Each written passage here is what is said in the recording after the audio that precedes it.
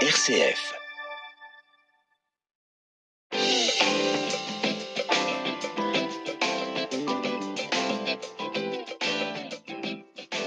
Une année chaotique pour beaucoup de lycéens et puis le sujet d'actualité qui occupe beaucoup de jeunes aujourd'hui, ce sont les modalités du baccalauréat 2021, des modalités qui suscitent de nombreuses réactions. Aujourd'hui, mon invité est Pierre Neveu, le vice-président de l'association Jeunes de France et qui est également étudiant et élu au lycée Saint-Vincent-la-Providence à Rennes. Bonjour Pierre Neveu. Bonjour. Alors, j'aimerais qu'on entame cette interview avec une petite présentation succincte sur cette association dont vous êtes le vice-président, donc l'association Jeunes de France, qui a lancé une pétition en ligne, notamment pour appeler donc à la suppression des épreuves écrites du baccalauréat. Alors, est-ce que vous pourriez nous présenter qui vous êtes? Et puis, vous êtes vice-président de cette association, mais qui s'adresse, comme son nom l'indique, bien aux jeunes. Tout à fait, donc je m'appelle Pierre Neveu, je suis élu en classe de terminale générale au lycée Saint-Vincent-Providence à Rennes. Je suis également donc vice-président, cofondateur des Jeunes de France.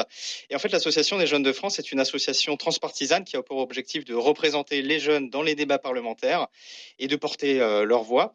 Concrètement, nous sommes organisés sous forme de plusieurs groupes de travail qui mettent en place des projets concrets en lien avec l'actualité. Par exemple, nous avons un projet de démocratisation des gourdes réutilisables 100% fabriquées en France dans les établissements scolaires, dans notre groupe de travail chargé de la transition écologique, dont l'objectif est de proscrire l'utilisation du plastique et de boire de l'eau, et non pas une boisson sucrée qui n'est pas forcément bénéfique pour la santé. Nous avons également d'autres groupes de travail, à l'instar de la lutte contre les inégalités, la discrimination, l'éducation nationale, ou encore l'égalité femmes-hommes, la santé et le handicap, et enfin les jeunes Français à l'étranger, qui est un groupe de travail que je dirige, dont le but est d'assurer la représentation des jeunes Français expatriés dans les débats parlementaires et les organisations des Français de l'étranger. Par exemple, nous travaillons actuellement sur les élections consulaires en collaboration avec la Fondation Agisson, que représente François Boubal pour les Pays-Bas. La liste étudiante à Montréal, représentée par Ilyes Ben Bouzid, et également avec la sénatrice Jackie Deromedi et la vice-présidente de l'Assemblée des francophones fonctionnaires des organisations internationales, donc ça s'appelle La Foi, Mariam Lambert, dans le cadre du programme Solidaire pour venir en aide aux étudiants en situation de difficulté face à la situation actuelle. Vous me faites une passerelle puisqu'on va parler de ces étudiants, de ces lycéens plus exactement en difficulté, puisque donc votre association Jeunes de France vient donc de publier, lancer une pétition sur le site change.org, une pétition adressée directement au ministre de l'Éducation nationale, Jean-Michel Blanquer.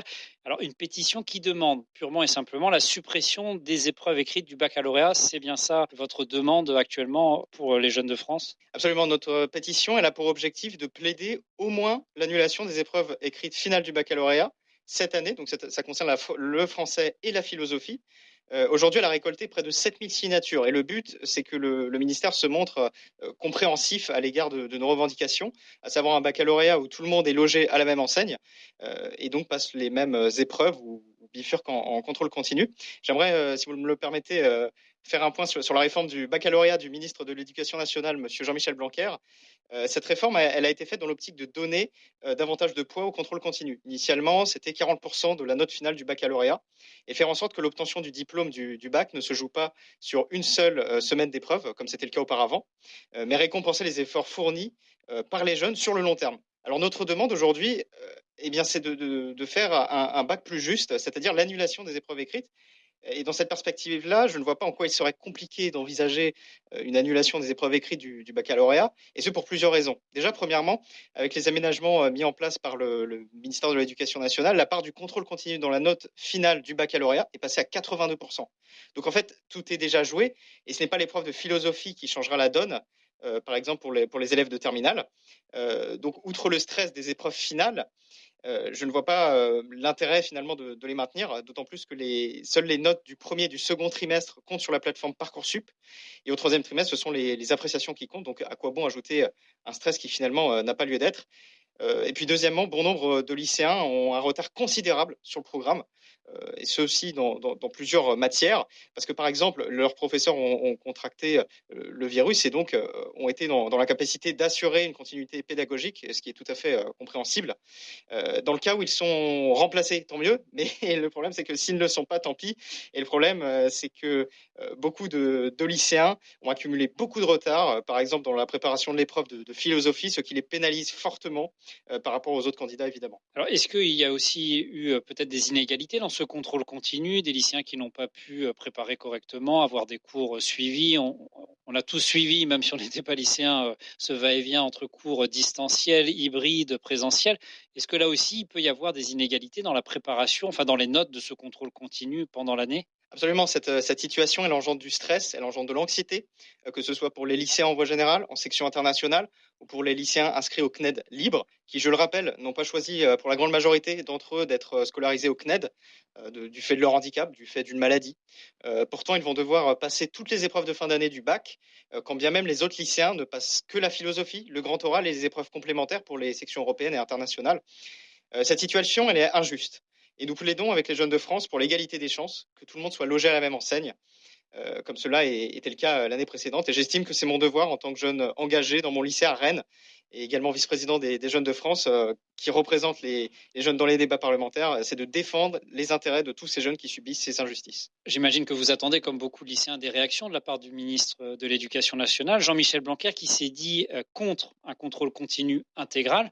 Alors, quelle modalité, quel aménagement pourrait vous satisfaire, si ce n'est donc la suppression de ces épreuves écrites? Alors finalement, ce qui nous convaincra, c'est l'égalité des chances. Autrement dit, nous souhaitons des aménagements égalitaires, c'est-à-dire pour tout le monde pareil. À juste titre, je ne comprends pas en quoi il serait difficile de transformer les épreuves finales en contrôle continu comme l'année dernière. En plus, l'organisation du baccalauréat coûte cher à l'État, que ce soit pour les surveillants, les correcteurs, les locations de salles ou que sais-je. Donc autant dépenser cet argent intelligemment dans la vaccination des enseignants et de leurs élèves, et plutôt que de les dépenser dans des épreuves écrites durant lesquelles le protocole sanitaire ne sera pas forcément respecté et en plus qui peuvent être transformés en contrôle continu.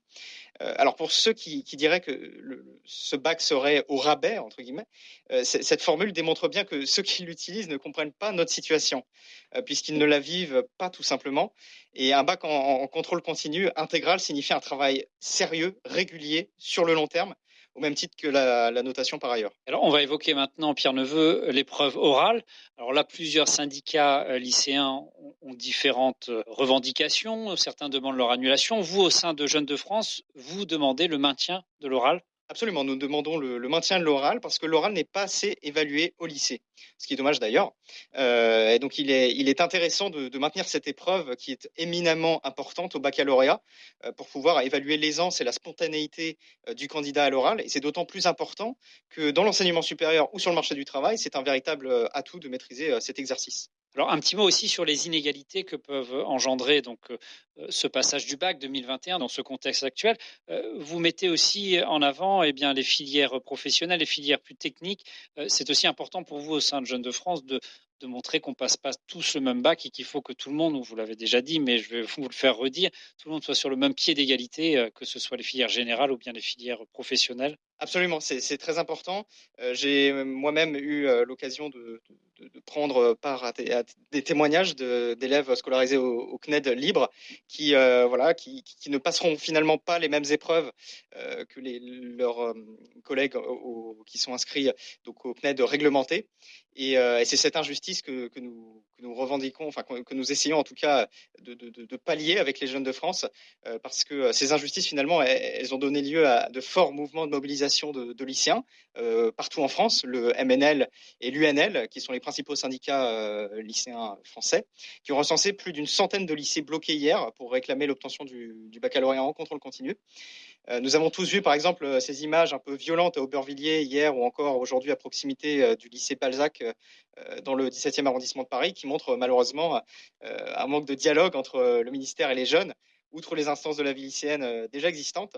Et c'est ce manque de communication qui engendre finalement la violence. Par conséquent, les jeunes pour se faire entendre, passe à l'action de manière concrète, ce que je ne cautionne pas non plus. Il faut évidemment privilégier le dialogue à la violence, ce que nous prenons par ailleurs avec l'association Jeunes de France. Et à juste titre, le ministre de l'Éducation nationale, Jean-Michel Blanquer, a prévu de se réunir avec les principaux acteurs des syndicats lycéens, incessamment sous peu, pour dialoguer au sujet du contrôle continu. Nous espérons qu'ils parviendront à un consensus sur ce sujet. Vous l'avez dit, Pierre Neveu, une semaine noire, voilà le hashtag semaine noire qui fleurit sur les réseaux sociaux. S'il n'y avait pas de compromis, si vous, Jeunes de France, n'étiez pas d'accord avec la décision prise incessamment sous peu par le ministre de l'Éducation nationale, ou si d'autres syndicats lycéens n'étaient pas d'accord, n'étaient pas en accord avec ces décisions, quel serait votre champ d'action? Comment vous pourriez mener encore votre combat? Là, vous avez lancé une pétition, mais il peut y avoir aussi d'autres temps forts, des manifestations, des mobilisations. Je pense que nous pouvons encore bouger. Je pense que le ministre de l'Éducation nationale peut prendre sa décision un mois minimum, enfin plutôt maximum avant les épreuves finales. Donc je pense que le 17 mai sera un tournant majeur si aucune décision n'a encore été prise. Et je pense que ça peut continuer de se manifester malheureusement par ces actions parfois violentes. Mais je pense que nous pouvons encore dialoguer, nous pouvons encore communiquer, il ne faut pas hésiter. Il y a des instances de la vie lycéenne qui sont là pour ça. Il y a le Conseil national de la vie lycéenne. Il y a à l'échelle plus locale le conseil académique de la vie lycéenne. Vous avez également dans les lycées publics les conseils de la vie lycéenne tout court. Et puis vous avez également vos délégués de classe pour revendiquer vos idées. Donc voilà, là je m'adresse à tous les jeunes. Il faut absolument que vous dialoguez, il faut absolument que vous communiquiez. C'est très important parce que sinon il y a effectivement ce risque que la violence finalement prenne le dessus sur la communication, ce qui est dommage parce que voilà, aujourd'hui nous avons plein de moyens, nous avons les réseaux sociaux, nous avons Internet pour communiquer, pour revendiquer nos idées, donc il faut absolument s'en servir. Merci beaucoup Pierre Neveu. Alors on rappelle cette pétition lancée sur le site change.org. Alors une pétition qui a recueilli, là, à l'heure où nous enregistrons cette interview, combien de signatures environ? Alors cette pétition, elle a recueilli 7000 signatures, donc ça fait voilà, seulement en quelques jours, donc c'est plutôt pas mal. Et alors, le ministre de l'Éducation nationale s'est réuni avec les élus du CNVL, donc le Conseil national de la vie lycéenne, il y a quelques jours, et ils ont évoqué justement le sujet de cette pétition. Donc j'espère sincèrement que ça aura fait avancer les choses. Eh bien, merci beaucoup Pierre Neveu. Je vous remercie et j'aimerais ajouter, si vous le souhaitez, quelque chose, une citation de Louis Aragon qui illustre bien la situation actuelle, qui disait: on voudrait bien nous faire prendre la jeunesse pour le diable, c'est rassurant pour ceux que leur miroir attriste. L'idée, c'est de faire comprendre que l'image actuelle des jeunes qui ressort est faussée, voire entachée par cette idée que les jeunes sont irresponsables, ne veulent pas travailler, etc. Alors déjà, ces rassemblements dits clandestins, à l'instar de celui qui a été médiatisé au parc de la Butte Chaumont, bien que je ne cautionne pas cela, cela ne concerne pas tous les jeunes. Et aujourd'hui, on ne parle pas assez des inégalités, des difficultés que rencontrent quotidiennement plusieurs centaines de milliers de jeunes, outre les dispositifs malheureusement parfois défaillants mis en place par le gouvernement. Ensuite, je pense qu'il est fondamental de rappeler que notre jeunesse, elle est dynamique et elle est forte de propositions. D'abord parce qu'elle a fait des efforts considérables durant cette année, elle a su s'adapter constamment, mais aussi parce que tous ces lycéens ne restent pas les bras croisés à se lamenter, ils s'engagent politiquement, ils s'engagent associativement, et c'est cela qui fait véritablement la force de notre jeunesse aujourd'hui. Écoutez le message qu'elle a à faire passer. Merci beaucoup Pierre Neveu. Je vous remercie, je remercie l'ensemble de l'équipe RCF de m'avoir reçu, de m'avoir accordé cette interview. J'en profite également, j'ai oublié de le dire tout à l'heure. Une autre citation peut-être. Non, mais cette fois-ci de remercier les enseignants, s'il y en a qui nous écoutent, vraiment tout le corps enseignant qui a su témoigner d'une grande capacité d'adaptation et qui a fourni un travail de qualité tout au long de l'année. Merci également à vous et à l'équipe de laisser les jeunes ressentant le besoin d'être écoutés et compris, de s'exprimer. Eh bien, merci à vous.